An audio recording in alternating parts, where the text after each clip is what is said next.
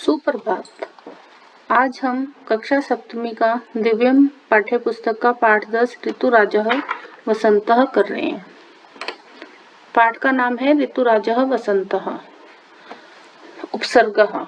उपसर्ग क्या होते हैं? जो शब्दांश शब्द या धातु से पूर्व लगकर उनके अर्थ में परिवर्तन करते हैं उन्हें उपसर्ग कहते हैं। इनका स्वतंत्र रूप से प्रयोग नहीं होता, जैसे गम होता है जाना, आगम होता है आना।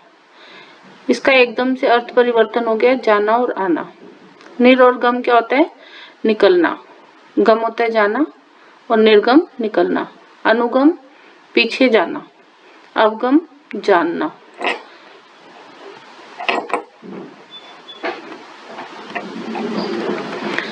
अनुगम क्या होता है? पीछे पीछे चलना। अनु पीछे पीछे चलना। बालः अम्बाम अनुगच्छति। बालक माँ के पीछे जाता है। छात्रः अध्यापकम अनुगच्छन्ति। छात्र अध्यापक के पीछे जाते हैं। फिर है अनु और क्री नकल करना। पुत्रः जनकम अनुकरोति। पुत्र पिता का अनुकरण करता है या पिता की नकल करता है। वानरः बालकम अनुकरोति। बंदर बालक का अनुकरण करता है या बालक की नकल करता है। फिर है अनु और भू अनुभव करना। पुत्रं दृष्ट्वा माता सुखम अनुभवति। पुत्र को देखकर माता सुख का अनुभव करती है। जनः पर्वतेषु सुखम अनुभवन्ति। लोग पर्वतों पर सुख का अनुभव करते हैं। अनुनी होता है अनुनय करना या प्रार्थना करना। भक्त देवम अनुनयति। भक्त देवता को प्रार्थना करता है या सिर नवाता है भी बोलते हैं। चोरः सैनिकम अनुनयति। चोर सिपाही का अनुनय करता है या सिपाही के आगे झुकता है या सिपाही को विनती करता है। इसके बाद है अनुश्री पीछे पीछे चलना। सीता रामम अनुसरती। सीता राम के पीछे पीछे चलती है या राम का अनुसरण करती है। विद्वान ज्ञानम अनुसरती। विद्वान ज्ञान का अनुसरण करता है। फिर है आगम आना। छात्रः विद्यालयम आगच्छन्ति। सभी छात्र विद्यालय से आते हैं। सभी छात्राएं विद्यालय से आती हैं। जनकः आपणात् गृहम् आगच्छति। पिताजी बाजार से घर आते हैं। फिर आनी आ और नी आ प्लस नी आनी लाना। माता पुत्राय जलम आनयति। माता पुत्र के लिए जल लाती है। सूर्य प्रकाशम आनयति। सूर्य प्रकाश लाता है। इसके बाद है उत और स्था। उत्स्था होता है उठना। रमा अध्यापिकाम दृष्ट्वा उत्तिष्ठति। रमा अध्यापिका को देखकर खड़ी होती है। लोलुपः धनम दृष्ट्वा उत्तिष्ठति। लालची धन को देखकर खड़ा होता है। उत्पत उड़ना। वायुयानम आकाशे उत्पत्ति। वायुयान या हवाई जहाज आकाश में उड़ता है। आकाशे खगाः उत्पतन्ति। आकाश में पक्षी उड़ते हैं। उद्धरि उद्धार करना। ज्ञानम जनान उद्धरति। ज्ञान से लोगों का उद्धार होता है या ज्ञान लोगों का उद्धार करता है। ईश्वरः भक्तान उद्धरति। ईश्वर भक्तों का उद्धार करता है या रिस्पेक्ट के लिए करते हैं। अवतरी उतरना। वायुयानम धरायाम अवतरति। वायुयान या हवाई जहाज पृथ्वी पर उतरता है। चंद्र किरणः आकाशात अवतरन्ति। चंद्रमा की किरणें आकाश से उतरती हैं। अवसीद क्या होता है? अव और सद अवसीद दुखी होना। रुग्णः पीड़या अवसीदति। बीमार या रोगी पीड़ा से दुखी होता है। अनुतीर्णः छात्रः अवसीदति। अनुत्तीर्ण या असफल छात्र दुखी होता है। प्रणाम प्रणाम करना। छात्रौ गुरुं प्रणमतः। दो छात्र गुरु को प्रणाम करते हैं। छात्रौ है तो दो छात्र। गुरु मतलब गुरु को प्रणमतः प्रणाम करते हैं। अहम जनकम प्रणमामि। मैं पिताजी को प्रणाम करता हूँ। इसके बाद है प्रवेश प्रवेश करना। अध्यापकः कक्षां प्रविशति। अध्यापक कक्षा में प्रवेश करता है।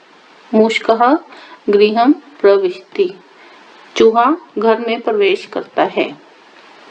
इसके बाद है प्र और रुह उगना। सूर्यः प्रातः काले प्ररोहति। सूर्य प्रातः काल में उगता है या सुबह के समय उगता है। वृक्षः अंकुरात् प्ररोहति। वृक्ष में अंकुर उगता है। प्रसद प्रसन्न होना। इसका हो जाएगा प्रसीद प्रसन्न होना। मधुरम वचनम श्रुत्वा जनाः प्रसीदन्ति। मधुर वचन सुनकर लोग खुश होते हैं। अहम मित्रैः सह प्रसीदामि। मैं मित्रों के साथ प्रसन्न होता हूँ। इसके बाद है अरुणा सारिका च परस्परम वार्तालापम कुरुतः। अरुणा और सारिका आपस में बातचीत कर रहे हैं या करती हैं। अरुणा हे सारिका किम त्वं जानासि यत् भारते षड् ऋतवः भवन्ति। हे सारिका क्या तुम जानती हो कि भारत में 6 ऋतुएं होती हैं। सारिका आम अहम जानामि। हाँ मैं जानती हूँ। तेषां नामानि सन्ति। उनके नाम हैं वसंतः ग्रीष्मः वर्षा शरद हेमंतः शिशिरः च। उनके नाम है वसंत ग्रीष्म वर्षा शरद हेमंत और शिशिर ऋतु। वसंत ऋतुः अरुणा वसंत ऋतुः कदा आगच्छति। वसंत ऋतु कब आती है। सारिका वसंत ऋतु तो फरवरी मासे आगच्छति। वसंत ऋतु तो फरवरी महीने में आती है। अरुणा वसंत ऋतौ किम किम भवति। वसंत ऋतु में क्या क्या होता है।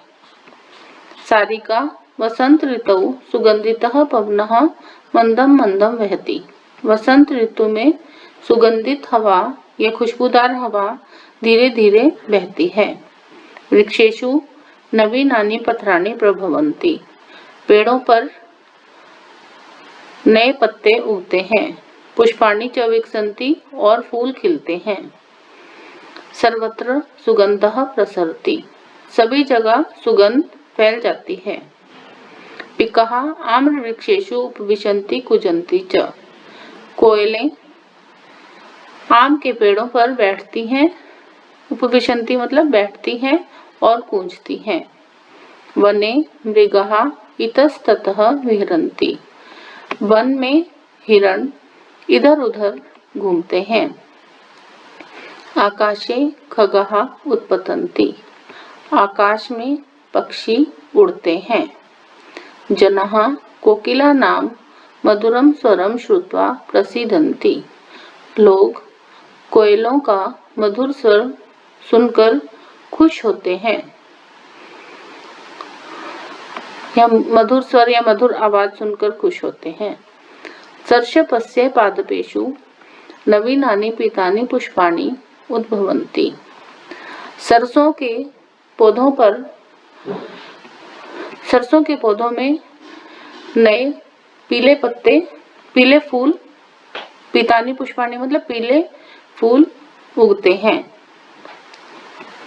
अरुणा हे सुरेखा अस्मिन् काले वातावरणं कीदृशं भवति। इस समय में वातावरण कैसा होता है। सुरेखा हे अरुणे वसंते न अति उष्णम न अति शीतम च भवति। हे अरुणा वसंत में ना अधिक गर्मी और ना ही अधिक सर्दी होती है। सूर्य तपो अपि सुखदः भवति। सूर्य का ताप भी सुखद होता है, सुख देने वाला होता है। या सूर्य की धूप भी अच्छी लगती है। जनः अस्याम ऋतौ सुखम अनुभवन्ति। लोग इस ऋतु में सुख का अनुभव करते हैं। होलिकोत्सवः अपि वसंत ऋतौ आगच्छति। होली का त्योहार भी वसंत ऋतु में आता है। अरुणा सर्वासु ऋतुषु वसंतः सर्वोत्तमः रम्यतमः च अस्ति। सभी ऋतुओं में वसंत श्रेष्ठ और सुहावनी होती है, सुहावनी है। अतः जनः एतं ऋतुराजः कथयन्ति। इसलिए लोग इसको ऋतुराज कहते हैं। इसके बाद विशेष क्या है? विशेष होते हैं मेन पॉइंट्स। उपसर्ग केवल धातुओं में ही नहीं लगते हैं, अपितु ये शब्दों में भी लगकर उनके अर्थ को बदल देते हैं। जैसे प्र और देशः प्रदेशः। इससे देश क्या होता है? देश होता है, और प्रदेशः प्रदेश हो जाएगा। वि और देशः विदेशः, इनका अर्थ चेंज हो गया। अधि और आ और देशः अध्यादेशः। सम और देशः संदेशः। अ और अन उपसर्ग में विलोम शब्द बनते हैं, से विलोम शब्द बनते हैं। स्वर युक्त शब्दों में अन और व्यंजन युक्त शब्दों में अ उपसर्ग लगता है। जो जिसमें स्वर होता है वहां पर अन लगता है, और जिसमें व्यंजन होता है वहां पर अ लगता है। जैसे अनुपस्थिति, तो क्या हो जाएगा? अन प्लस उपस्थिति। अधर्मः अ प्लस धर्मः, अजमा धर्मः।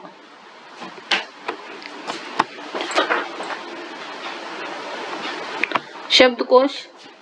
अनुगच्छन्ति पीछे पीछे जाते हैं। अनुकरोति नकल करता है।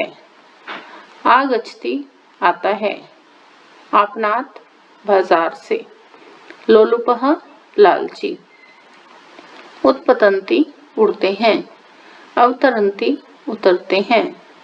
अनुनयति अनुनय करता है। अनुसरति पीछे पीछे चलता है। पर्वतेषु पर्वतों पर। आनयति लाता है। उत्तिष्ठति क्या होगा? खड़ा होता है। अवसीदन्ति दुखी होते हैं। प्ररोहति उगता है। इसके बाद है अभ्यास, एक्सरसाइज। प्रदत्त क्रिया पदानाम शुद्धम बहुवचन रूपम इति चिन्हेन चिन्हीकुरुत। दिए गए क्रियापदों के शुद्ध बहुवचन रूप पर सही चिन्ह का निशान लगाइए। उपविश का क्या होगा? बहुवचन रूप क्या होगा? उपविशत। विकसति का विकसन्ति। उत्पत्ति उत्पतन्ति। प्ररहति प्ररहन्ति प्रहरन्ति। अनुभवसी अनुभवन्ति, ये अनुभवन्ति होगा। अवगच्छामि अवगच्छामः हो जाएगा। एक पदेन उत्तरत, एक शब्द में उत्तर दीजिए।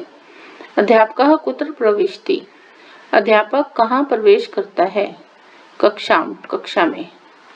क ज्ञानम अनुसरति, कौन ज्ञान का अनुसरण करता है? विद्वान।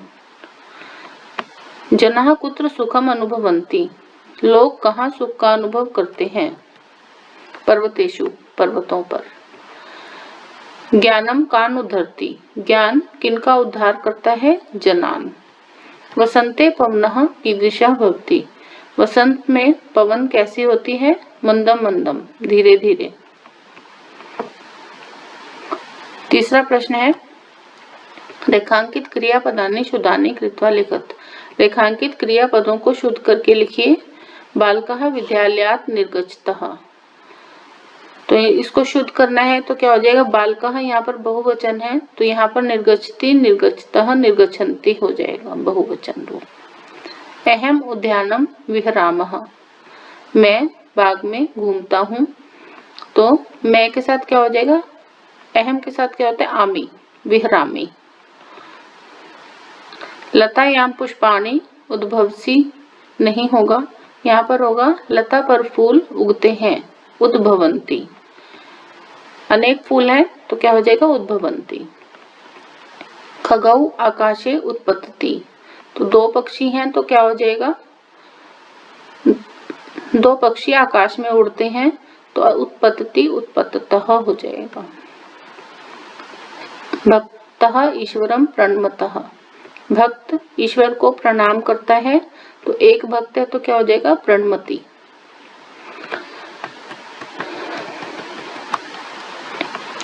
निम्न क्रियापदानां तेषां अर्थैः सह मेलनं कुरुत, निम्न क्रियापदों का उनके अर्थों के साथ मिलान कीजिए।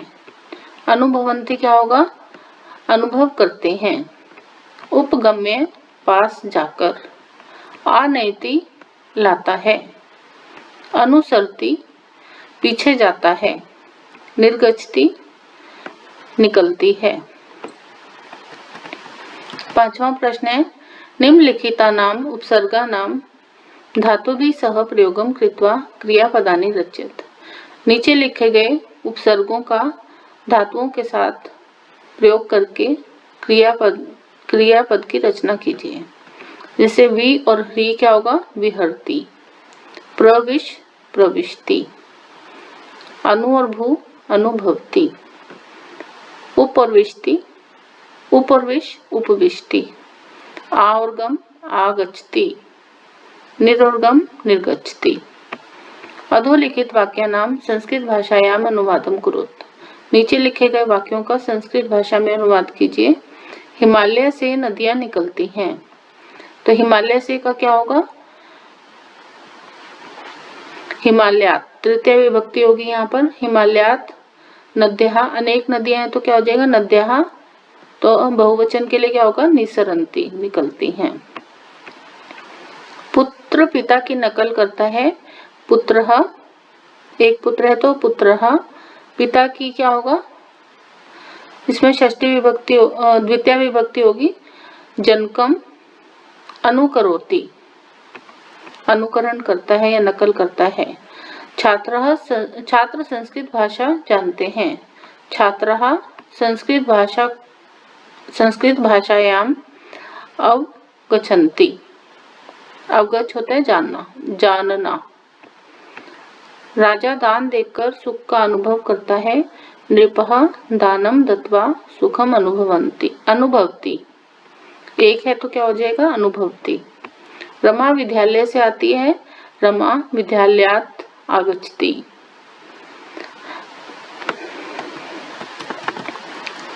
आज ही हमारा पाठ पूरा हुआ, पाठ 10। धन्यवाद।